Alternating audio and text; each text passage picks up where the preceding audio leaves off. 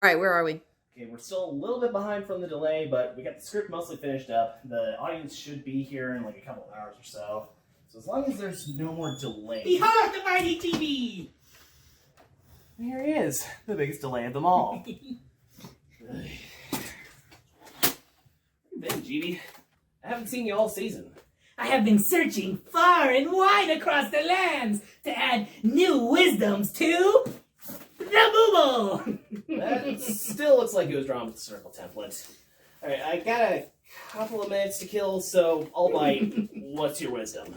When someone says to you, you'll regret that in the morning. Just sleep until noon. Problem solved. Okay, kind of, yeah. What else? An apple a day keeps anyone away if you throw it hard enough. I mean, that's technically true. What else? If you are bored, punch an orphan. What the fuck? That's horrible! What are they gonna do? Tell their parents? Okay, all of these are technically correct. So, where did you find this wisdom? Pflugerville, obviously. GB out. Recorded in Round Rock, Texas, in front of a live teleconferenced audience, it's the What's Update with Xander Quation. Season 3, Crackpots, Karens, and Robber Barons.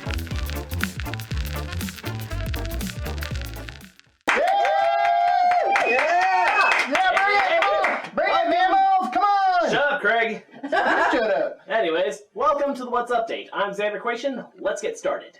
Despite doctors saying they are medically necessary, many insurance companies refuse to cover new weight loss drugs. Research shows that obesity contributes to type 2 diabetes, high blood pressure, heart disease, stroke, sleep apnea, metabolic syndrome, fatty liver diseases, osteoarthritis, gallbladder diseases, some cancers, kidney disease, and pregnancy problems. But, for some reason, insurers classify them as vanity drugs and won't cover them. That's stupid. So, let's see. They won't cover life-saving weight loss medications. However, boner pills and hair loss medications aren't considered vanity drugs. Alright. When was the last time you saw somebody die of being bald with a limp dick? Hey, for fuck's sake, that would take out half the Senate. You said it, man.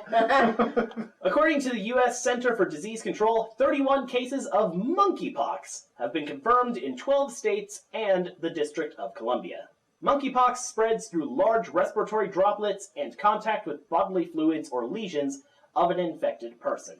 The CDC said that the risk to the public is still low, but people should avoid close contact with sick people, wild animals, and materials contaminated by sick people.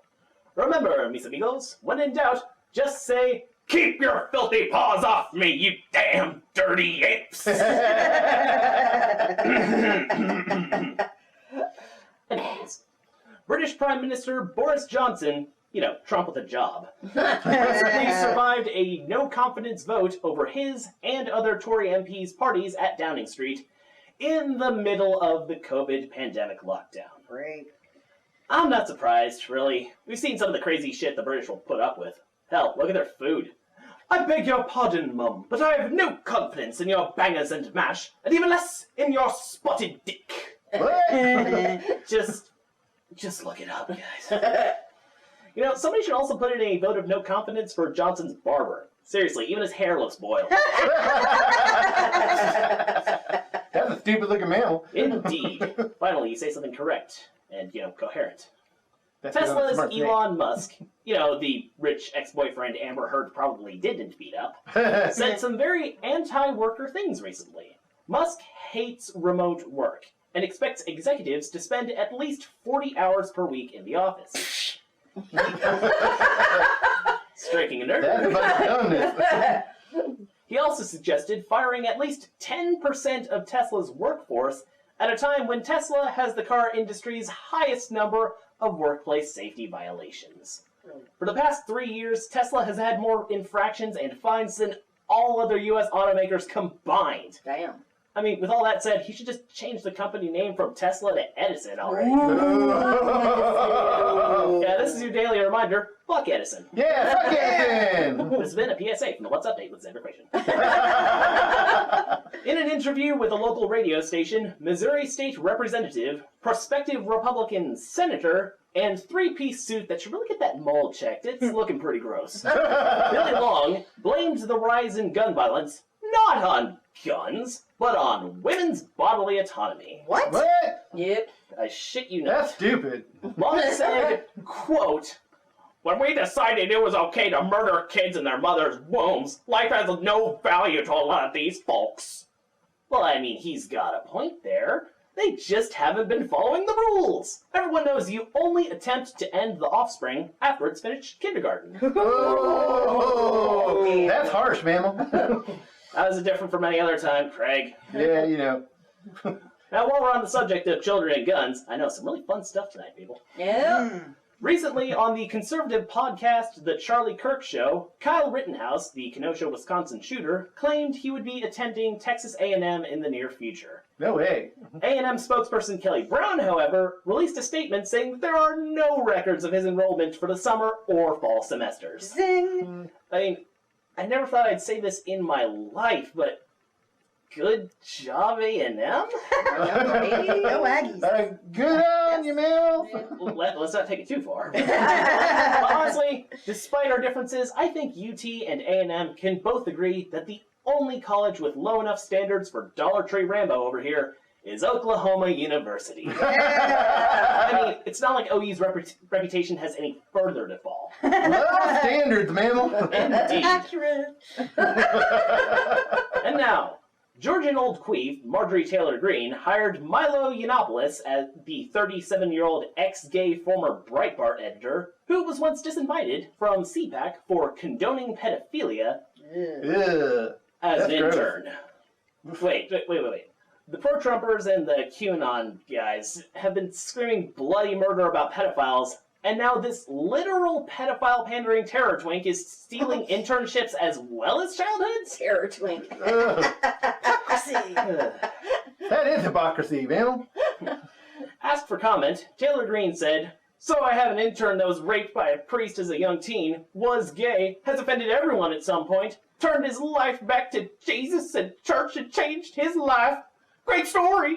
Yiannopoulos, who identified at the time as gay, now calls himself ex-gay, and describes his lawfully wedded husband as the guy I live with. That's just rude. And said his husband had been, quote, demoted to housemate. What? You know, with benefits, am I right? Oh. Hand jokes. Roommates. Doing a little hand magic, butt magic. Now, in other Soylent Green news, the Robert Karen representative broadcast to her wackadoodle constituents over Facebook Live that, quote, Bill Gates wants you to eat his fake meat, which grows in a peach tree dish. Yeah, let me re-emphasize that she says the fake meat is grown in a, quote, peach tree dish. Not petri, peach tree. Well, if MTG has her way, we'll soon be living in a third world country. Apologies to Bo Burnham. Yeah. Now, this laxative aftermath of grammar was part of her new Facebook Live show that she calls Empty Skull Live. Pardon me, MTG Live. Because what other platform did you expect for such rampant tomfuckery? Neither facts, critical thinking skills, nor a first-grade spelling education is necessary to get by on Zuckerberg's word vomit slip and slide. That's gross. That's some nasty stuff. It's all about the details. Thanks to Senator Ted Cruz, Texans can have all the kid-killing AR-15s they want, but are limited to only 6 dildos. How can you get by with only 6 dildos? The Right? world may never know. Because of Cuban Ted, it is unlawful for Texans to have more than 6 obscene devices in their possession. I'll show you. Fake front tails is what they are. Hang on, if we can't have more than 6 obscene devices, we might have to downsize the studio here a bit. This is or get all rid of obscene. Or got per mammal. Yeah, or get rid of Craig. That's another Hey, possibility. no, yeah. Get rid of the glitter fister or whatever you got over there. That's what I'm saying. Sorry, Craig, we gotta yell on Musk your ass. Apparently, Coconut Cruz says that we can't have you on the show. You go piss up a rope with Ted Cruz. I'm sure he's already doing that already with plenty of other snakes. Okay, go ahead. But let's get back to the point. The law states that those who possess them or similar obscene articles are presumed to possess them with intent to promote the same. Now, why the hell aren't firearms that murder 4th graders labeled obscene? Yeah. I don't know, like dildos or guns. Either way, we got something for his punk ass. Yeah. If Cruz has his way, the only dildos Texans will be allowed to buy will have an R after their names. Yeah. Bunch dildos. Surplus of those assholes. Surplus dildos. That's just an insult to dildos. At least dildos are useful, right? Now that was a lot. So we're gonna try and wrap up the news with some good news in our ongoing segment, Good on Ya. Yay! Yay! On June 17th, the Williamson Museum is opening a new exhibit on the life and career of Barbette. Who's that, you say? Who's Who's that? that? Glad you asked, and I'm happy to tell you about her. Born and raised in Round Rock in the early 1900s, Barbette was born Vander Clyde Broadway. As a young teen, Broadway became obsessed with circus acts, and after seeing an ad in the newspaper, got a job with an Italian troupe in San Antonio. Dressing in drag was part of the job. Yeah, good. Barbette performed her first solo act in 1919, and made her European debut in 1923.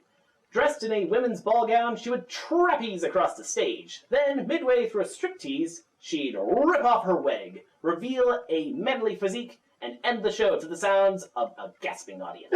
Slay, girl! Yeah. That's a bird mammal, not a female. Exactly. Barbette continued to perform until the mid to late 1930s. The end of Barbette's performing career is attributed to a number of causes, including a fall, pneumonia, polio, or some combination of the three. After retiring from performing, she became the artistic director and aerialist trainer for a number of circuses, including Ringling Brothers and the Shrine Circus.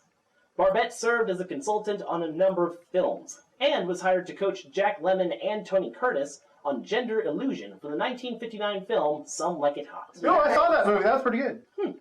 Wow, somebody else's culture in here, that's the snake. Yeah. That snake is uncultured as fuck, dude. But I saw that movie. We'll get to this later. Barbette spent her last months in Texas, living in Round Rock and Austin with her sister, Mary Cahill, often in severe pain. Barbette committed suicide by overdose on August 5th, 1973. Barbette's lasting cultural impact cannot be overstated. She was said to be the inspiration for the 1933 German film Victor und Victoria, which features a plot about a woman pretending to be a female impersonator, whose gimmick of removing her wig at the end of her act was inspired by Barbette's signature gesture. In 1982, Victor Victoria was made into a film starring Julie Andrews and James Garner. Thank you to the Williamson Museum for shining a light on a local drag pioneer. We cannot wait to see the exhibit this summer. Stick around, we'll be right back. Yeah!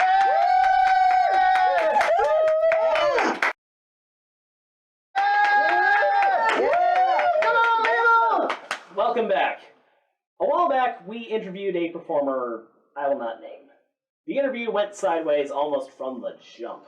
I'm not sure if we caught this person on a shitty day, or if the shittiness was just the standard operating procedure for the person in question. In any case, I do my best in our interviews to be respectful, grateful, accommodating, and mindful of the value of the guest's time. To be quite honest, I'm still not sure how we managed to get the quality guests we booked for this rinky-dink operation. You're welcome. Yeah, Thanks, female. that skill alone probably shouldn't be possible at this point. I've seen the audio quality. It's not. We need to upgrade. Alright. That's what the break's for. Yes, but you will definitely see what I mean with the guest for this episode. Trust me, we are fighting way outside our weight class on this one. Yeah, buddy. But I digress. I started this interview the way we always do. I made sure the guest understood the interview format. I let them know about the who, you, what to do, and why question before we press record. I make sure to be respectful of their time by asking them if they have a hard out. I tell them that I'll ask them about upcoming projects that they want to promote. And even when encouraged to do so by the guest, I rarely call them by their first names. It's just not how I was raised. You must have really nice parents. Yeah, if I can ever find those assholes. Anyway, the guest looked me up and down, and before I asked a single question, decided that I was the enemy. All this person saw was a 20-year-old cishet white-looking male from Texas. Suffice it to say, it went pretty downhill from there. Once everything was said and done, and we wrapped the session, copious amounts of cheap Canadian whiskey were necessary to slough off the terrible feeling we all had after being pummeled for 45 minutes for things I have no control over. Yay, whiskey. Yeah, one time Craig's actually useful. Now, I want y'all to know that I am painfully aware of my privilege. Now, I can tell you stories about the ways my Judaism was used against me in my predominantly conservative Christian neighborhood. I could regale you with the difficulties of being statistically poor in an upper-middle-class area of Round Rock. I was on free lunches all the way through school. I received scholarships to go to Hebrew school and to participate in my high school's very and pretty overly expensive theater program. There were times that we relied on the local food bank for meals and Catholic charities to pay our electric and water bills. My parents hustled up money in ways I'm pretty sure I don't want to know too much about. 2 words. Plausible deniability. True Be that. clean, be discreet. My extended family helped us a lot.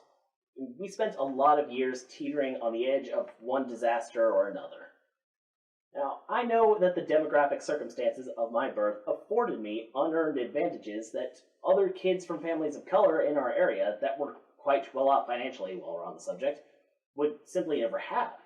Nature afforded me a certain level of unearned privilege, but nurture compels me to use those advantages to move the ball forward for others not born a cishet white-looking male from Texas. Yeah. As my dad often says... Shut up, Craig.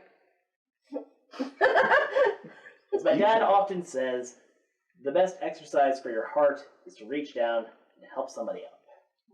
Aww. Now, you may be asking yourself, what does this have to do with the price of gas? Good question. Right now, a whole lot of white people are dousing their pleated front dockers at the prospect of becoming a numerical minority in the U.S. You can almost understand why they're worried. I mean, they know how poorly they've treated minority groups for most of recorded human history. They are worried that a little karmic retribution appears to be on the horizon. As well as True that. So, here's the thing. A growing white supremacy movement has been seeping into the mainstream from the inky depths of social media. This trend is gleefully encouraged by the trolls at Fox News and other fashy propaganda factories, the hordes of morally crippled yahoos that beat off to Tucker, I'm super turned on by the girl M&M's Carlson, are being spoon-fed white replacement theory with an industrial-sized ladle. Let's start with a short history lesson about white supremacy. Strap in, folks. This is where the fun begins. Okay, If you say so.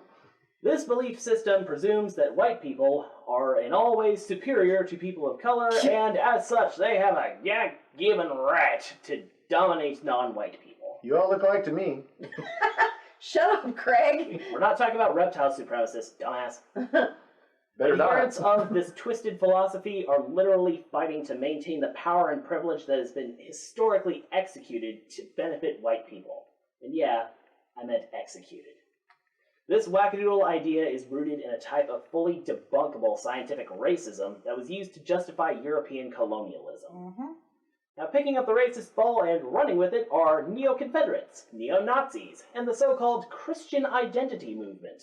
This bunch of winners want to flood the population with light-skinned, blonde-haired, and blue-eyed babies with the express intent to take over and run the world. Although I suspect that the flood they want is more old-school biblical than vaguely figurative. This should all sound very familiar to anybody that's been alive at any point over the last 90-ish years. Things get really sticky when you examine what they consider to be white, because their definition changes all the time. However, white supremacists have pretty consistently considered people of sub-Saharan African ancestry, indigenous peoples of the Americas and Oceania, Asians, multiracial people, Middle Eastern people, Jews, Muslims, Catholics, and the LGBTQ+ community as inferior humans. That's stupid. I mean, I guess they would know better than most what a garbage person looks like. They get an up-to-date example every time they pass a mirror. As it says in Matthew 7:3, why do you look at the splinter in your brother's eye, but don't notice the beam of wood in your own?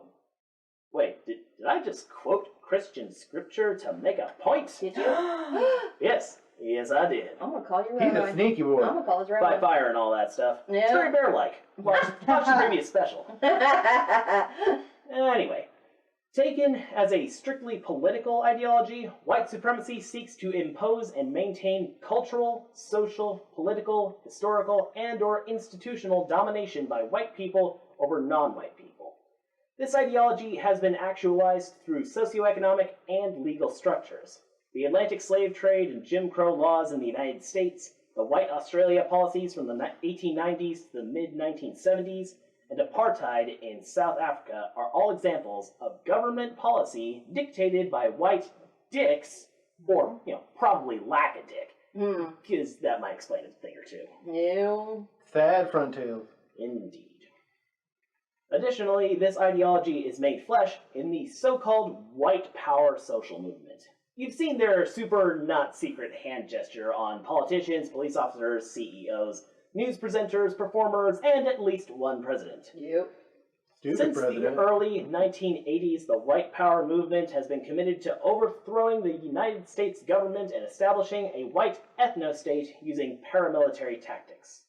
I'm pretty sure there's a primetime TV event that you could watch on nearly every channel but Fox News, of course, if you don't remember what happened on January 6th, 2021. In academic usage, particularly in critical race theory, the thing that's scaring the bejesus out of Republican governors and Karens, or the study of intersectionality, white supremacy can also refer to a social system in which white people enjoy institutional advantages or privilege over other ethnic or religious groups on both a collective and individual level, in defiance of formal legal equality measures or policies. This is all just a really fancy way of saying what marginalized people have known for a while. It's alright if you is white. And then there's white nationalism. This brand of racial nationalism embraces the belief that white people are a race. They want to develop and maintain a white racial and national identity. Historians, sociologists, and political scientists describe white nationalism as overlapping with white supremacism and white separatism like a great big hate-filled burrito. Yeah. Well, probably not a burrito since I hate all things Hispanic. Oh, wait, I got it. How about like a great big hate-filled bologna and sliced Kraft American cheese sandwich on Wonder Bread with Duke's mayonnaise? Gross. Oh, ew. That's nasty That's- stuff, man. No, Yeah. that's gross. Yeah, I know, You right? barf that up. Gross. Disgusting. But once again, I digress. Let's get back to the point. Back to the point, man. White nationalism is sometimes described as a subset of white supremacism, and the two have frequently been used interchangeably by journalists and analysts. This all leads to white separatism, which is the pursuit of a white-only state. While supremacism is the belief that white people are superior to non-whites and should dominate them, white nationalists generally avoid the term supremacy because it has negative connotations. Ah yes, the connotations are the problem. Alright, yeah, we'll go with that. Look out for those connotations. Yeah, truly the biggest danger to the children of our nation, aside from all the AR-15s. Yeah. And sharks. And, shithead reptiles. But we'll get back to those ones. Back to the shithead patrol instead. White nationalists say all they really want is to ensure the survival of the white race and the cultures of historically white states. They want white people to maintain their majority in majority white countries and maintain their political and economic dominance by any means necessary. Basically, they assert, sometimes violently, that their culture should be the highest in power and in importance. These bastions of inbreeding believe that miscegenation, multiculturalism, immigration of non-whites, and low birth rates among white people are threatening the existence of the white race. They go so far as to claim that the browning up of humanity is an attempt at white genocide. That's just sad. Sad and stupid. And they say this shit towards groups like they say this towards Jewish groups, like the Anti-Defamation League. It's like, oh, they're genociding whites. Like, really? Yeah. From them who have already faced this, like, a lot? Like, y'all write stories about it a all lot the of time. fucking nerve talking about Let me tell you about some genocide, son. Y'all justify policy based on stories that you genocided us on. Or even just used us as a practice round. Alright. Critics argue that the term white nationalism is simply rebranding. Ideas such as white pride exist solely to provide a sanitized public face for white supremacy, and most white nationalist groups promote racial violence. Luckily, these shitheels are fighting a losing battle. Yeah. As we move forward as a species, a lot of things that they really hate are becoming the norm.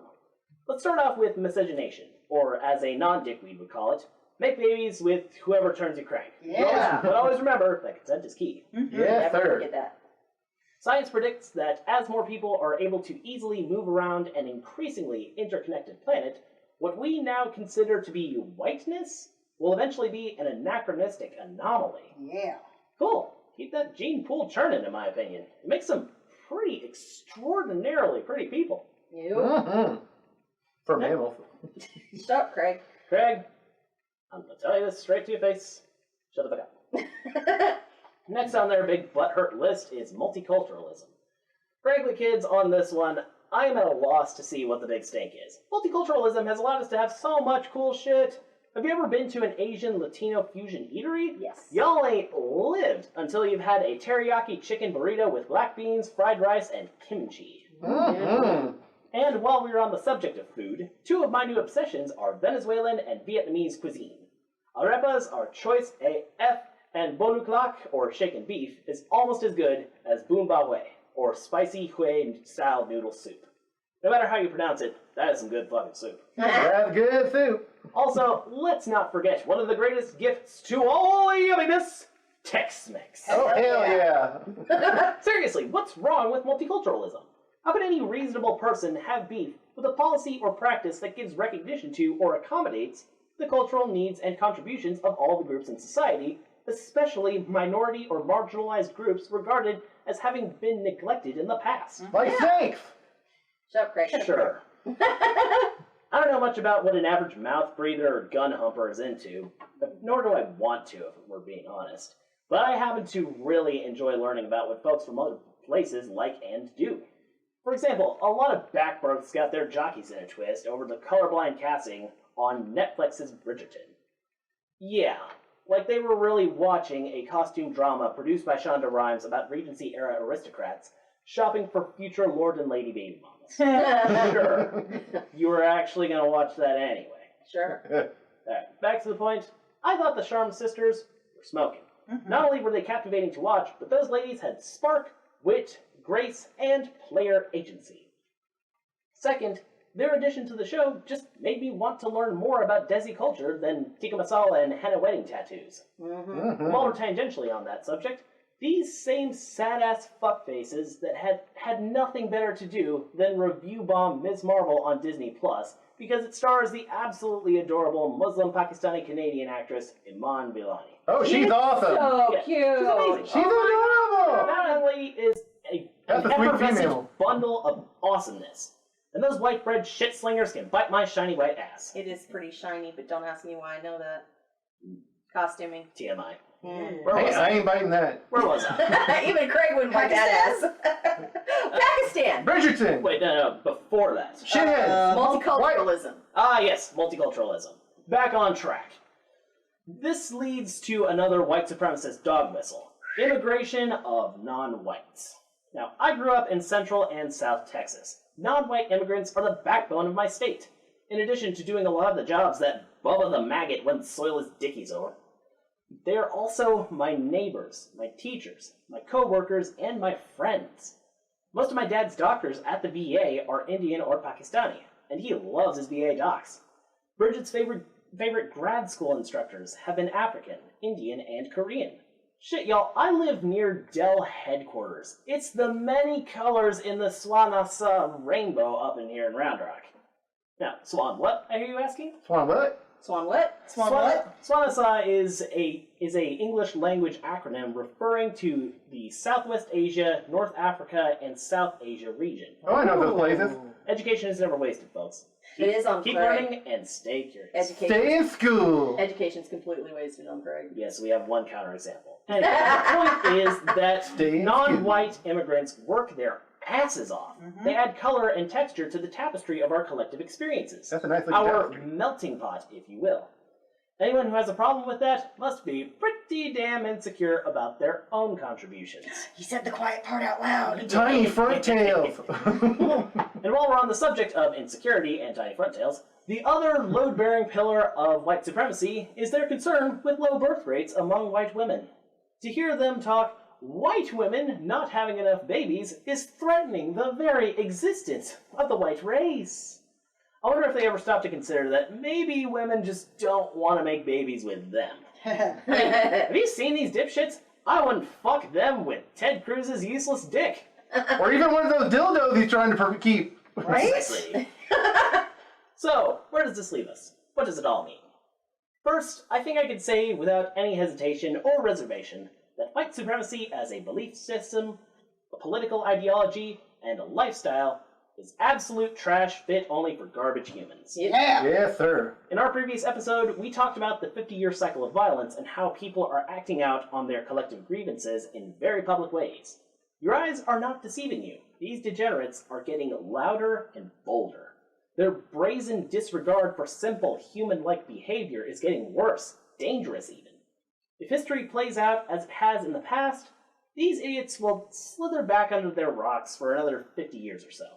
If we get really lucky, they might not even come back out next time. Yeah. That would be heaven. That would be totes. Oh, but Xander, what power in the verse could possibly stop them? Tell us. Other white people. Yeah. Oh, yeah, okay. Just like bad politicians, bad religious leaders, or other assorted bad apples, white people need to make an effort to police, pardon the term, their own. If a person of color or the LGBTQ community gets busted for something, why the hell is every other person in that group expected to defend or deny those bad actions? Yeah. Immediately, a person from that group must explain to the cameras why hashtag not all my people. Not all snakes. But when idiots... We're getting the whole crew on this. But when idiots like Lauren Boebert, Marjorie Taylor Greene, or Ron DeSantis get up and allow word vomit to spew forth from their rancid pie holes, nobody ever expects Mitt Romney to jump up and tweet hashtag not all white people and mean it. He's so white. So white. Now, white people have never been required to apologize for any of the really fucked up shit they've done. Nobody expects, say, Kevin Costner to apologize on behalf of all white people because 68% of mass shooters in the United States in the last 40 years were white. But when Will Smith smacked Chris Rock at the Oscars, Ta-Nehisi Coates had to get on social media to explain why this was just a one-off, random act of black-on-black violence that scared white people shouldn't fret their easily sunburned heads about. When people ask me why I'm so hard on people like Mitch McConnell, Greg Abbott, Ted Cruz, or, well, really just Republicans in general, it's because I'm doing my freaking job here. My job is to tell cis-het white-looking American men to act right. All the time, not just when they do things that are indefensible or reprehensible. I need to say something. We all need to say something. We've got to start holding our own responsible for being contemptible. Yep. Yeah. That unnamed guest looked me up and down and decided that I deserved a little shit thrown my way because, on first blush, I looked like someone from the basket of deplorables. Nothing I can do as one simple Xan will ever be able to erase the sins of our forefathers. But I can make damn sure that when some privileged asshat is acting up, that I tell Mason, Asher, Grayson, Wyatt, Hudson, or whatever shit names millennial parents are giving their sons these days, to sit the hell down and shut the fuck up. Yeah. Yeah. You're making us all look bad in front of the caramel-colored hotties. Those are three-looking hotties. Not cool, man. Not cool. We'll be right back with Tim Russ. Stick around. Yeah. Yeah! Welcome back. Let's hop right in with our 3 standard questions. Who, you, what's you, and why? I'm Tim Russ. I've been working as an actor for about 38 years, based here in Los Angeles. I'm also a musician. I've been a musician for about 45 years, still playing and performing live here in the city of Los Angeles as well. And I'm an amateur astronomer on top of all of that. I've also directed a number of projects in the last 25 years. So well entrenched in the business and have been for a long time. And finally, why? Well, because I've always loved music. I started when I was 16. And as far as I can see, I don't ever want to quit. I've always loved astronomy. It's been 33 years now, I think, going on that I've been pursuing that hobby. And as an actor, I started working as an actor while I was still in college, actually. I studied it in theater and subsequently went on to work it as a career. So I love that as well. I love the entertainment business, film and television, and it's been a part of my life for quite a long time. Could you tell me more about how you got into astronomy in the first place and where you're at now? Yeah, astronomy, I started on my own. I want to say, 30 plus years ago. I was just interested. One day I decided I wanted to pursue it hands-on. I'd always been a fan of space science and always followed the most recent discoveries and things like that in the articles and whatever documentaries I could watch.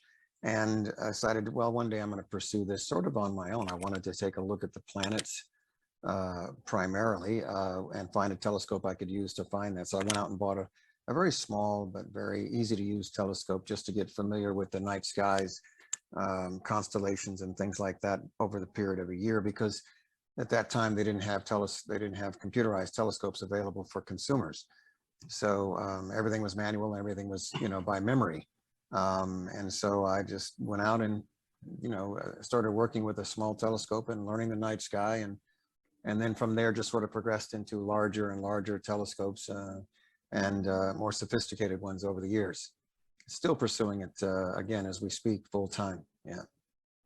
Has the pandemic and quarantine allowed you to delve further into it since you're at home anyways? Yes, in fact, I mean, I think I became an ambassador for a company that makes telescopes. Actually, 2 companies. One was Skywatcher. They gifted me a telescope in order to promote it. It's a Maksudov Cassegrain 6-inch, I believe it is. And then I'm working for another company right now as an ambassador, Unistellar EV scope, which is a computerized telescope, very, very sophisticated, but very, very easy to use. And doing a lot of imaging with that telescope because I was not involved in astrophotography or imaging prior to that. I didn't really have any interest in it. I was primarily doing observational astronomy. So now I've got this imaging telescope. I'm able to do a lot more of that at a much easier pace and with very simple procedures. It's quite eye-opening, and I've been doing that over the last couple of years with this brand new telescope. So yeah, things have moved on since I first started, to say the least. Have you ever published any of your findings? I have. The only publishing that I do is been via Facebook, Twitter, posting the things that I've imaged before. Also working with Citizen Science, which is part of the Unistellar program. We sort of assist NASA in some cases in their observations of near Earth asteroids and asteroid occultations. Also planetary exoplanet transits. So we're able to do all that with this telescope. And so we're sort of working back and forth with them. I was just featured in an article of one of the magazines. I don't know if it was Newsweek or one of the other ones that about working with NASA on an asteroid occultation, which is essentially a transit of an asteroid in front of a star. So yeah. Other than your work with astronomy, is there anything you're working on or have coming out soon that you'd like to tell our audience about? I'm scheduled to be directing a supernatural feature sometime this fall, called We Live in Darkness. Now, it's not, we don't have pre-production schedules just yet. It's just tentatively scheduled to shoot in September. It's a supernatural thriller. A lot of crazy stuff going on in it, so I'm scheduled to direct that. I've just recently finished working on a couple of independent features, and a series pilot called Classified, which is going to a film festival very soon. A show called Unconventional, which is a series, and it's in their second season. I worked on that recently, and another independent feature that's going to be out. I think, I'm not sure if the title's going to be the same or not. They might not keep the same title. So yeah, it's been pretty busy, actually, since the beginning of the year. A little bit busier than I expected it to be because of COVID, coming out of COVID. So it's actually been pretty good. I'm happy with the work as it's coming in. Certainly getting a lot done with what we got in the world right now. Yeah. When it comes to all this, do you prefer like writing, directing, or acting? Like which aspect of production do you prefer the most? Well, the acting is sort of something that just happens. It's on almost like it's on autopilot, because the roles come in and I either, am interested in doing them or not. And it's been going on for a very long time, that kind of work. Whereas the directing is sort of more current, more recent, and more interesting creatively, and more of a challenge creatively. It's a full-time job signing on to a feature film project, because you're responsible for a lot of what is going to be seen on the screen, and you have to coordinate with a lot of different keys and different areas in order to make it happen. It's quite the challenge to draw the picture, the image, and the story off the script and onto the screen. That process is really crazy. The pre-production, the actual shooting, and then of course post-production, trying to get the edit to work the way you'd like it to work. It's really massive, that job. Where you finally have to confront all the times you're like, we can fix it in post, it's fine, and then discover it is very much not fine. Yeah, very much not fine. Sometimes you can, and sometimes you can't. In one of your earliest movie roles, you uttered one of the most iconic lines ever in a Mel Brooks film. That's what was correct. it like to be on a Mel Brooks production, and how often do people shout that line at you? Oh, I get people reacting to me having been on that show, that film, and saying that line a lot. And it was, working on it was just a couple of days worth of work. I just flew to Phoenix, for a day, and we worked out in the really, really hot sun, and then I came home, and that was the end of it. And I really hadn't heard anything about it for, I want to say, several decades, and all of a sudden, it became a cult classic, and a lot of people like the film and watch the film. So, if they discover that I'm associated with it, then, oh yeah, that's craziness. I'm always taken aback by how enthusiastic and how excited people are to find out that I was the one that uttered those 4 words, is all they so.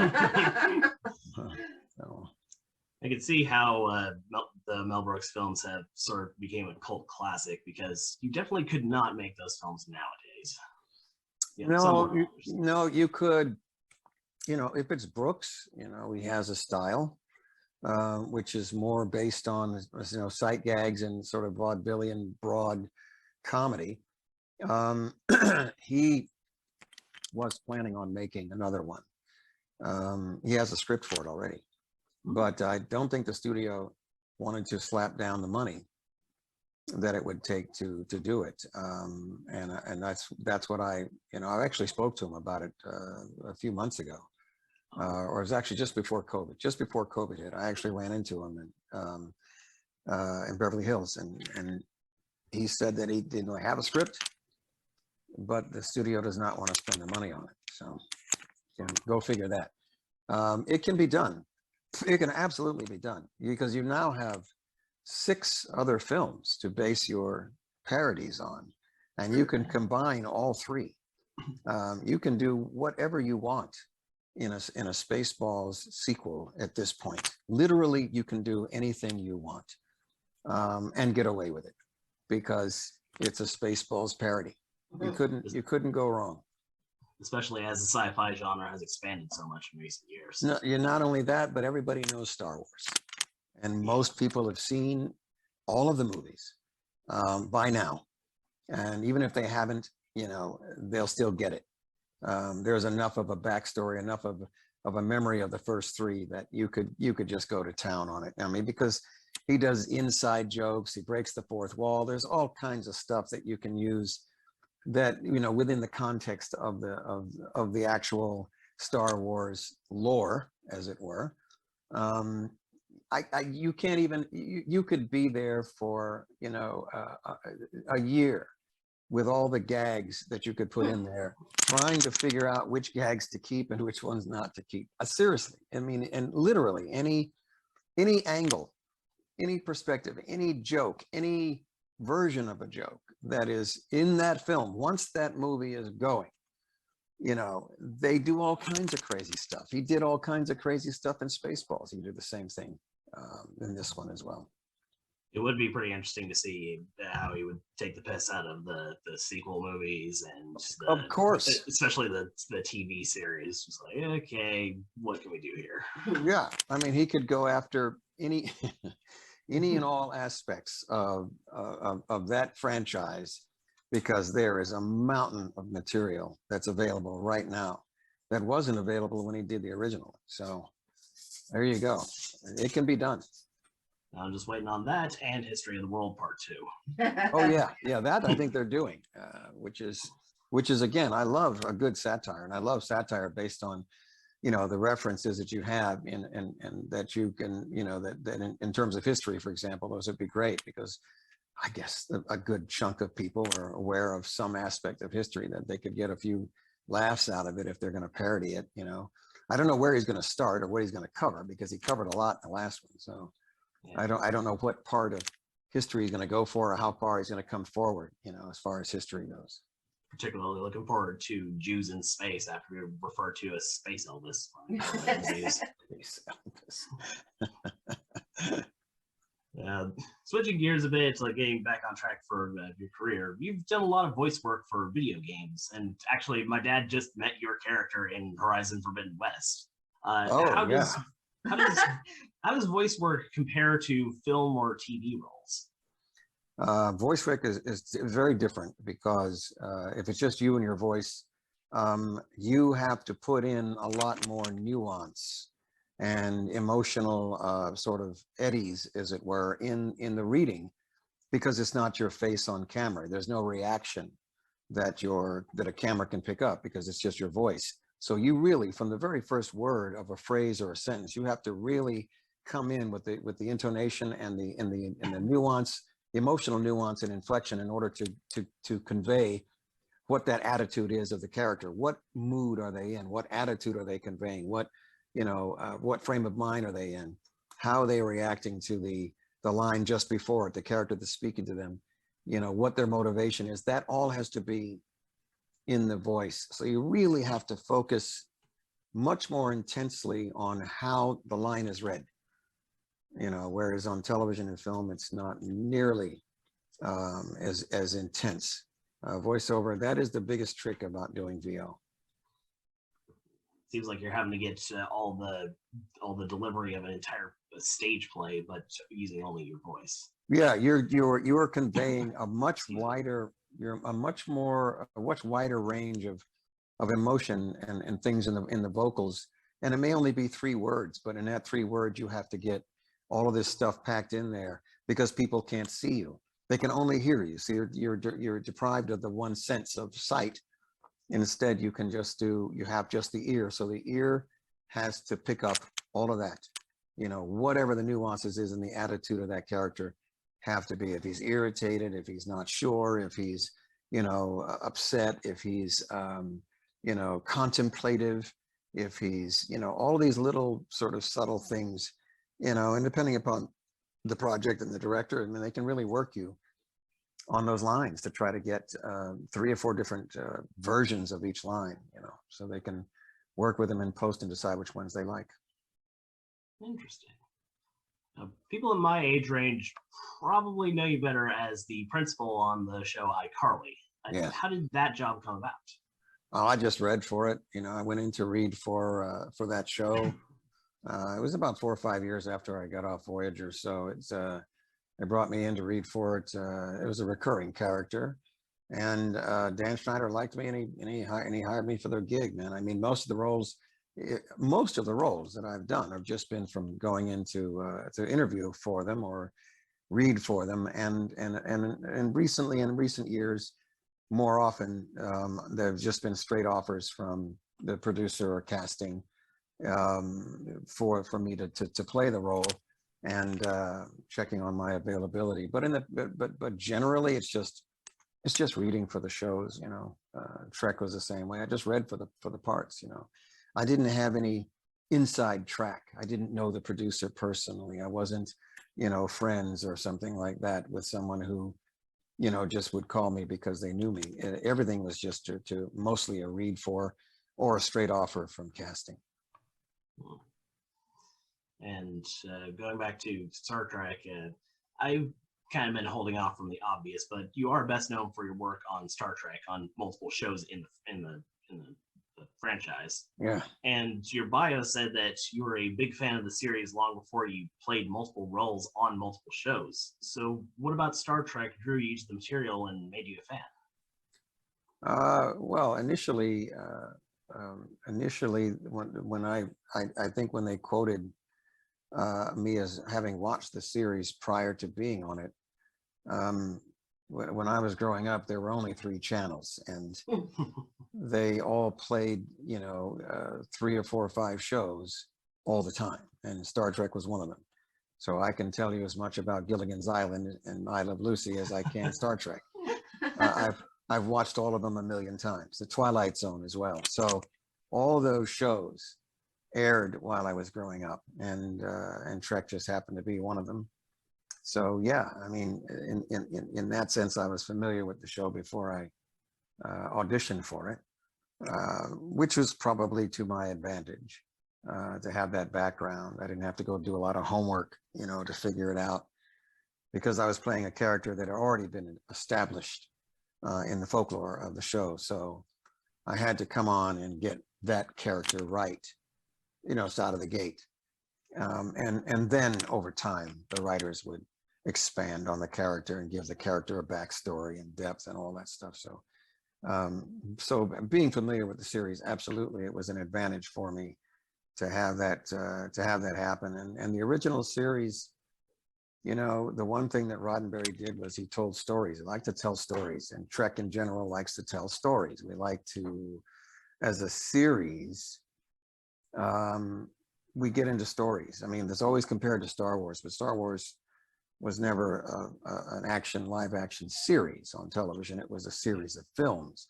So if it was a live action series, I don't know how their storylines would play out necessarily, but the Star Trek storylines tend to be almost, especially for our show and for the original series, an anthology sort of format, because you're moving through space. So every episode could be very different from the previous one. And that theme and the arc of that episode can be very, very different than the previous one or the previous 3 or 4. And so you get all these different challenges to the characters. You get all these opportunities to challenge their decisions, their motivations, to challenge what's right and wrong, to ask the audience what would they do, to have the difficult choices that have to be made, and to encounter things that you've never encountered before, and situations that, how do you get out of this circumstance, or how do you deal with this circumstance? And all of these things he put in that series, which made the stories really interesting. You know, I mean, you could pick any one of 24 of those episodes from the original series and just say, this story was about such and such, and that whole, you know, human slash moral theme of the arc of that episode is something you never even thought about before. And that's the wonder of, number one, science fiction, and number two, that kind of storytelling. And sci-fi gives you a background, it gives you a basis, a foundation to be able to explore all of those different ways of looking at things. If you're doing a contemporary piece, you're kind of limited to the environment and the references people are familiar with. So your world and your surroundings and your environment is pretty much constant, and people can identify with all those things. It's a door, it's a car, it's a TV, it's a cell phone. In a science fiction film, all that is out the window. It can be anything at all. And yet when you dress it up like Roddenberry did in this sort of, using aliens as a foil to humans, or using aliens as an example of different types of cultures on our planet and how we interact with each other and how we work out our differences, that's what he did. And between the aliens and the humans and also the technology that the characters have to deal with in those stories. For example, superior technology. How do you deal and wrestle with superior technology? What's going to be your game plan? What's going to be your, device or method to try to overcome? What's going to be your strategy to deal with this thing and save the lives of your crew, or a foreign, an alien culture that you don't understand? It's completely backwards from anything you've ever encountered. Well, how do you wrestle with that? And all of those things are what made those stories, gave those stories the potential to be as good as they were. They were some really good stories. And many of them, dealing just with the way people, human beings interact with other human beings and other, individuals of different races and cultures and things like that, and belief systems. It's very crazy, man. We did the same thing, and there was a lot of episodes that were like that on Voyager.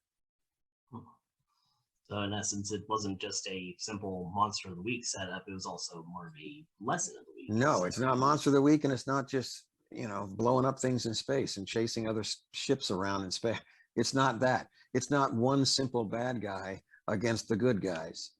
Almost never any of that kind of stuff. It was always some kind of story that dealt with, the human condition more so than anything else.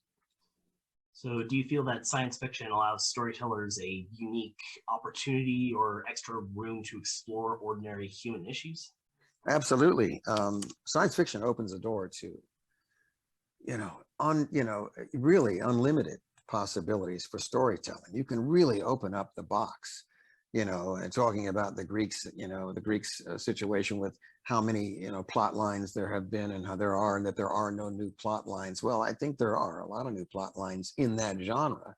You can twist and turn and do all kinds of things in that genre because your imagination is unleashed. You can go anywhere you want and tell any story that you'd like, because the setting is not contemporary. You're not confined to the norms of the contemporary world that everybody's familiar with. You can't pull that stuff out of the box in a regular drama that takes place in 2022, and have something show up that doesn't belong there. Nobody's going to buy it. It has to be, in a sci-fi setting, when this setting is, a century or 2 centuries ahead of where we are now. Well, then you accept that world and the possibilities of what can happen in that world, and you can tell whatever story you want inside that world. And it opens up, a myriad of different things. You can point to a movie about genetic engineering. Now take that concept, which we're just now starting to get familiar with, and expand it 200 years from now. What will that be like? Well, let's tell a story about what that might be like. And now your imagination goes to town, coming up with a story that takes genetic engineering to the 10th and 11th degree. And what's going to be the dilemma for the main characters? That's a story. And actually it's been done, but that's a story. Seems another benefit is that, like, if it's set so far into the future, but you're still exploring the human condition, it becomes kind of timeless. Yes, and what will the human condition be that far ahead? I mean, Anyone could sit down and, not anyone, but a writer can sit down and write a story that takes place 200 years from now. What is the culture of the planet going to be like? What's the culture of this country going to be like? What are the belief systems going to be like? What is the technology going to do to change the way we interact with each other? Come on, you can go to town for miles on that story. And you take that futuristic story and you re-examine your present. How does that affect how you see the world at present? It's going to have an impact.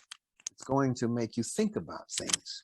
That's what, to me, the biggest thing about science fiction. It allows you to think about things you never thought about before, to imagine things that you've never thought about before. And it allows the wonder of storytelling to come into play. Those kinds of things that you've never thought about, never conceived of. Things that you might be, elements of life you live through every day and just take for granted. You don't even think about it. And all of a sudden there's a whole entire story dealing with that element. There's a Stephen King short story that does that. It's one of my favorites. And it takes a concept that you're familiar with in another context, and he puts it in a different context. You're familiar with it when you describe it, but you don't think about it in the elements that take place every day and we take for granted every day.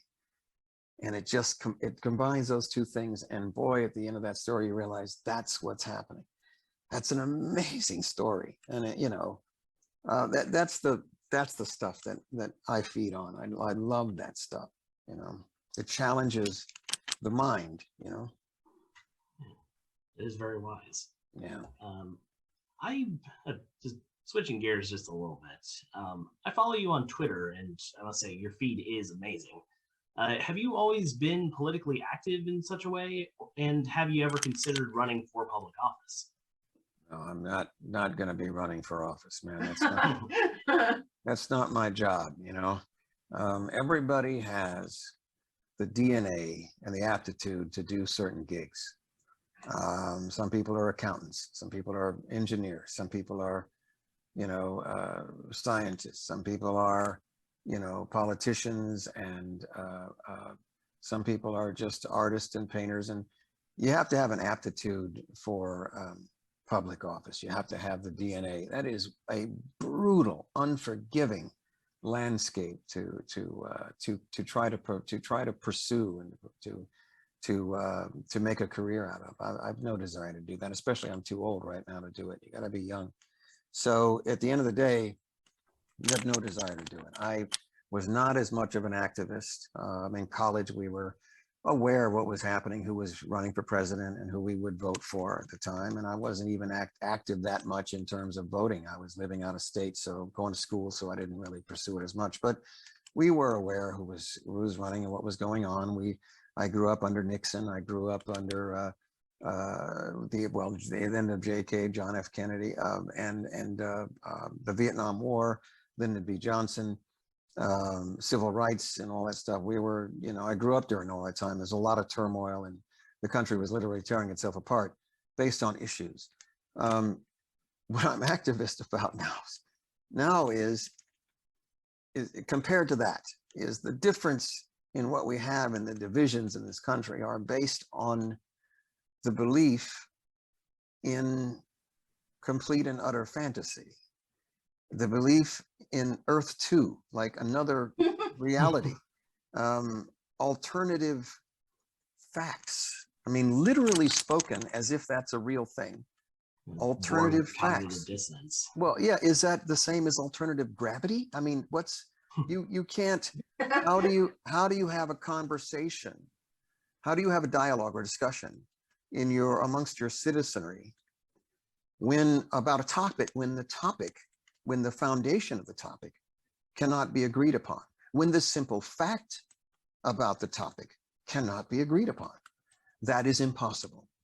And I did not grow up with media outlets owned and operated by billionaires who don't want to pay taxes, who would rather see the poorest of the poor get poorer and poorer. They don't care.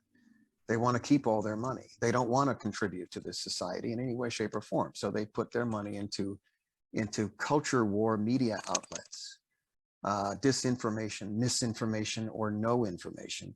I didn't grow up with that. When I grew up, we had 3 news outlets, could be 4 on occasion, but mostly 3, that reported the same thing. They all reported the same information, the same facts. If the facts changed, they would report the change in the facts. They were the same. But since I've been alive and you've been alive, Fox News has come along, and now we have a propaganda network. It's exactly what Goering did for Hitler. It's what Orwell writes about in 1984. It is an outlet that is purposely, and I do mean that purposely, Roger Ailes' design was to put out a targeted news, quote unquote, media outlet 24 hours a day that is designed to sway people to a certain specific viewpoint and perspective by limiting what they see and hear, and also misinforming them as to what they say, creating division, creating animosity, creating hatred. Sorry, but that's what it is. And all that stuff. And all the subsequent followers of all of that, whether it's OAN and Newsmax, the rest of them, all the right-wing radio stations that are on. I listened not that long ago to progressive, I want to say liberal, but progressive and open discussion radio shows. One by one, they went away. One by one by one. Los Angeles has, I don't know, 1,900 different cultures and languages in this city, and we have no progressive radio station, not one progressive show that airs here in the city. They're gone because they were bought up by the big giant corporations who also don't want to pay taxes. And now they dominate, which was against the law at one time, that you could not own more than 3 or 4 radio stations at a time. They own 800 nationwide. Therefore, their infrastructure is funded by the billionaires, the richest people in the country. Their infrastructure for media has been set up over the last 30 years.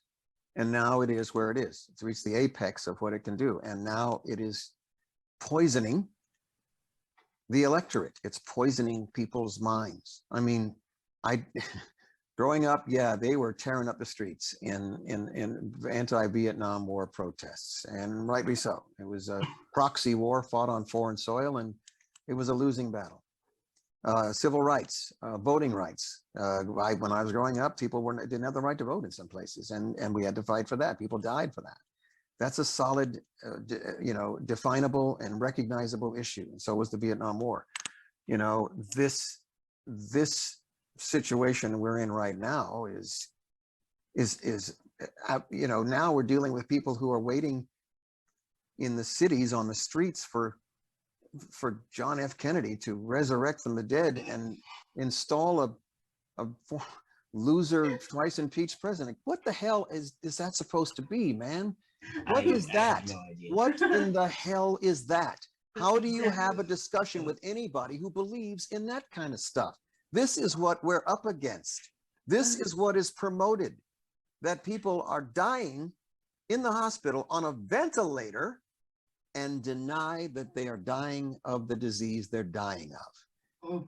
This is where we are. So am I now active? And you goddamn well right I'm active, because I'm watching this bloody country fall apart.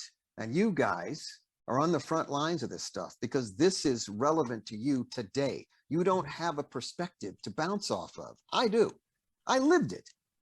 But your generation, before and just after your generation, you guys don't have the reference point to start with. You're starting with lunacy. You're starting with the craziness. You're starting with the Orwellian newspeak and disinformation that exists now. Okay, and you don't have a reference point. So it becomes incumbent upon us to try to get that message through to the younger people that are growing up now, that this is not normal. This is not normal. And it's becoming normal. It's becoming accepted. And it is the most destructive thing to anybody's democracy. I can tell you that now. They are gunning. They are gunning for women. They are gunning for gays. They are gunning for minorities. They are gunning for the democracy of the country, for your right to vote. They are gunning for all of that right now. So absolutely, on my Twitter page, I will pull no punches, and I will continue to post every single piece of information I can find that describes what these assholes are doing, you know. And it's very, very important that your generation, man, get focused and get onto the stick, because they will take it away as soon as they get a chance to. It's going to be gone, man. Your eyes and your ears is all you need. You don't need a whole bunch of this over here on Facebook and a whole bunch of that over there and whatever. Your eyes and your ears. When they tell you what they want to do and what their plans are, believe them. They have told you they don't want you to vote. They are passing laws to keep you from voting. Laws to keep you from the most sacred right in the country of the United States since the Constitution, the right to vote. They want to take that away because that's the only thing they cannot directly control. That's what's happening, man. And looking at it in the aggregate, do you feel that this culture of hate and misinformation and all this has always been, or is it a new phenomenon, or has it always been there bubbling under the surface, but lately people have been given permission again to be loud and horrifyingly proud about it? Well, I think obviously the people who follow that stuff have their own issues, you know, whether they be, you know, personal issues, the way they're brought up and what their lives are like, or whatever might be going on in their heads. You know, there's a lot of them. Yes, the racism and all this stuff has always been around. There's always been a percentage of people who are like that, who are hateful and spiteful, and their lives are miserable, so they blame everybody else. That's the following of the cultists. But there are a lot of people who have fallen into, you know, that and actually become believers based on what they've heard and seen, and that's a problem, because if you put out a blanket, you know, sort of reality that everybody can agree on, that's the same, then most people are going to basically be starting from that starting point, because they don't have anything else to go to. And I don't mean, you know, like QAnon and Facebook and all that stuff, I don't think are the biggest, you know, perpetrators of the crime. I think it's more the major news outlets and our own political party that has fallen prey to it. You know, we've never had a political party, an entire political party that actually goes along with that. And the man who wrote the book that's called On Tyranny, one of the main things that he talks about that can tilt a society or a country towards tyranny is the failure of your institutions. And right now, 2 of our institutions are failing. You know, in part the Congress, half of it's gone, and in part the Supreme Court, most of it's gone. We don't have a Supreme Court that bases their decisions on the Constitution anymore. It's either going to be in favor of corporations, or it's going to be in favor of the right wing. And that's it. They're political ideologues wearing robes. That's what they are. And that's not how the Supreme Court was originally established. Supreme Court is supposed to be based on Constitution and the expansion and the malleable aspect of the Constitution. The Constitution has to apply to everyone, and that includes minorities. That's why gay rights would be passed, because they are seen as a minority in the society, so they're being denied the equal rights. Well, that's what the Constitution is supposed to stand up for. It's not there just for the majority, it's there for the minority, the people who, under the same umbrella of laws and rights, get the same treatment under the laws and the Constitution of the country. That's what the Constitution is based on. And keep in mind, here's a thought experiment. Try to design a Constitution today that has to apply to how our society is governed 270 years from now. Think about that for a minute. 270 years from now.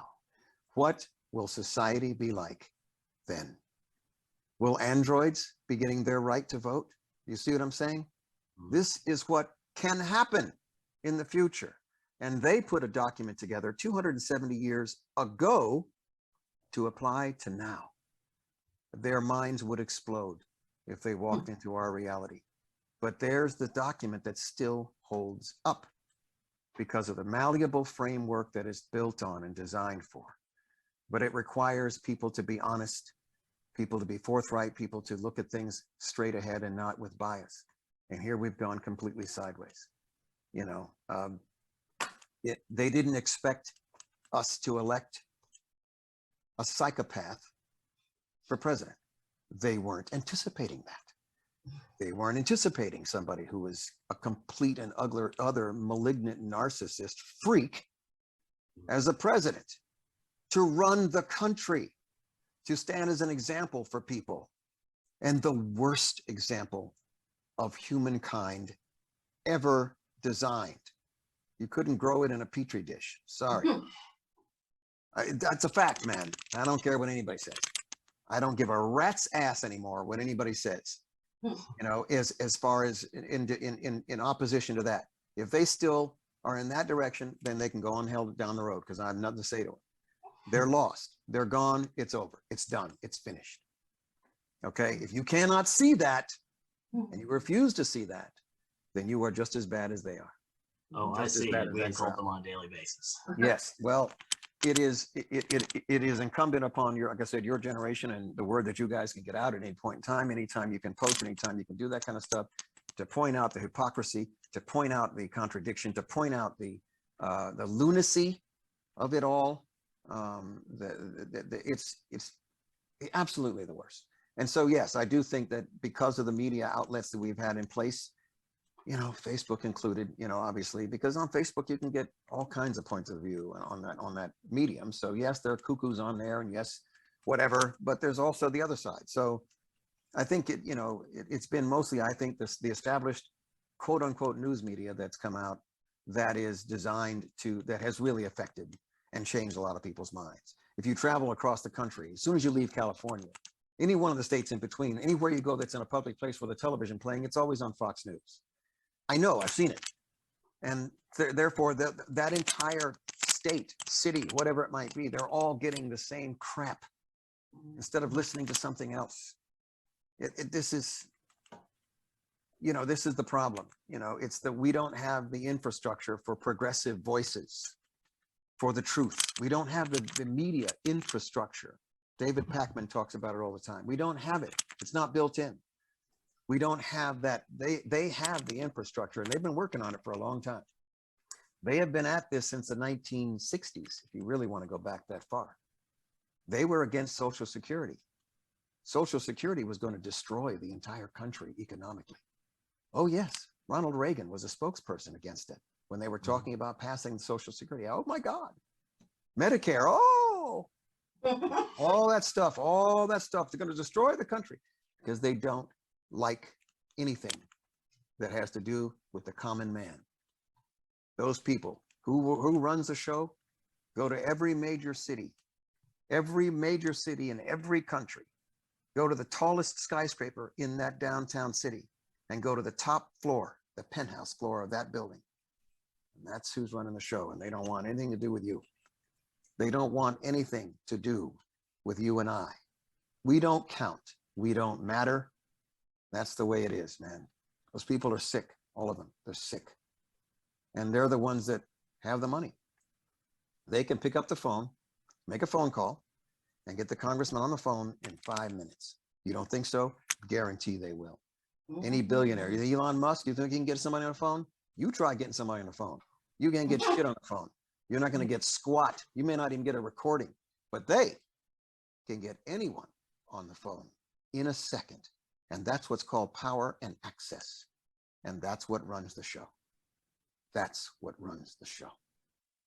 Indeed. And until people, which is the rest of us, wake up and realize that it's not about where the deck chairs are on the Titanic and what's on the menu. It's the goddamn hole in the side of the ship while it's sinking. You have to patch it up and make sure it gets back to port. Then you can worry about the menu and where the fucking deck chairs go. You have to look at the big ass picture and focus on that. You don't want that over there. You want this over here. And while we keep this over here, Then we can make the reforms slowly over time. You got 328 million people in the country. You can't get 5 people to decide where to go to lunch. That's politics. It takes a long time to get it to go. Okay?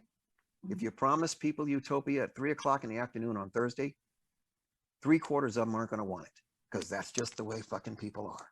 So good luck with that. It takes a long time to get everybody on board.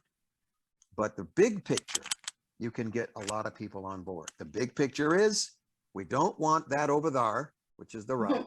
We want this over here, which is the left, the progressive. We want the democracy, the right to vote. We want to be able to put people in office who will look out for us. That's the picture. That's it, man. Don't go in, don't stress yourself about a bunch of nonsense and bullshit.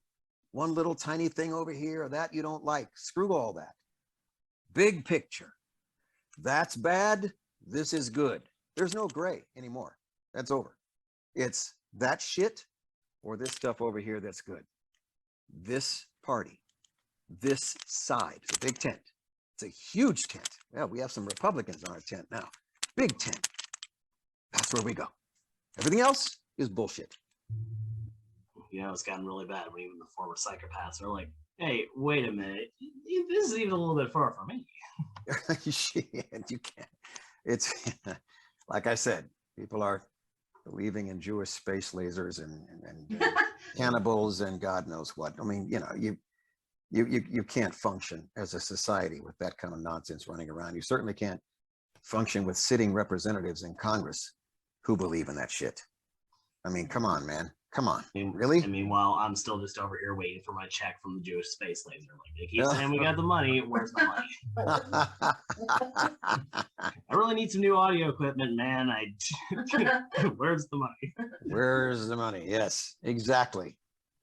I hope that in the future, my little show of satirical pointing out of ridiculousness can help out a little bit in the long run. Man, the more people that watch it, the more they will tell someone else. And that's the key. On my Twitter feed, I'm hoping that out of the number of people that follow me, they might pass it along. That's all that matters. Just pass it along, you know. Very slowly.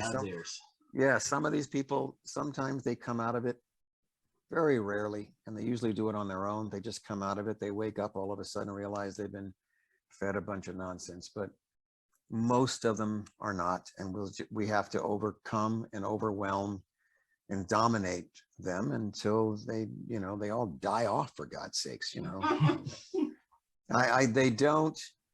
The younger people are not necessarily following suit. They are going to tend to want to make changes. The young people start the revolutions. That's how it happens. Not the old people, it's the young people. And they are growing up, I think, in this world, looking at things very differently.